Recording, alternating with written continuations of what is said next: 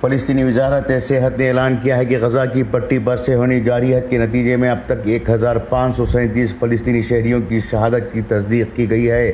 شہداء میں 500 بچے اور 260 خواتین شامل ہیں۔ دوسری طرف طوفان الاقصی آپریشن میں فلسطینیوں کی کارروائی میں 1300 صہیونی ہلاک اور 3000 سے زائد زخمی ہو چکے ہیں۔ زخمیوں میں سینکڑوں شدید زخمی ہیں اور بعض زندگی اور موت کی کشمکش میں بتائے جاتے ہیں۔ غزہ پر اسرائیلی جارحیت کے 7ویں روز مزید کئی فلسطینی غزہ میں بمباری کے دوران شہید ہو گئے۔ گزشتہ روز سے جاری اسرائیلی جارحیت میں 6612 فلسطینی زخمی ہوئے ہیں۔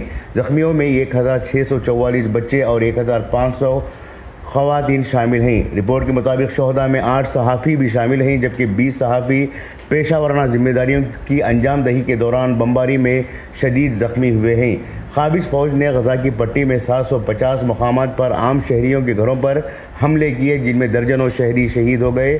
بیان میں بتایا گیا کہ خاندان کے خلاف اب تک کم از کم 22 اجتماعی قتل عام ریکارڈ کیے گئے ہیں، جس میں تقریباً 150 فلسطینی شہید ہوئے ہیں۔ وزارت صحت نے خبردار کیا ہے کہ اسرائیلی جارحیت کی شدت سے اسپتالوں کی مشکلات میں اضافہ ہوا ہے، کیونکہ اسپتال اسرائیلی محاصرے کے نتیجے میں اہم ادویات، طبی استعمال کی اشیاء اور ایندھن کی بڑی کمی کا شکار ہیں۔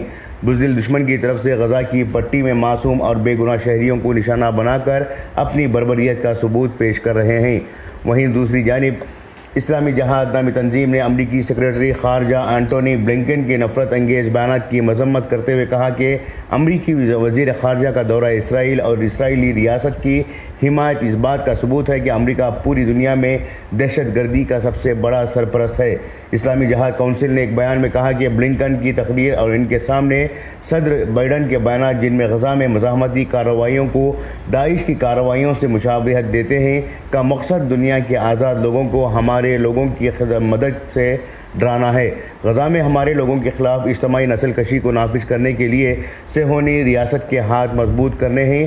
بیان میں کہا گیا کہ امریکہ نام نہاد سپر پاور ہے جو دوہرے معیار کا شکار ہے۔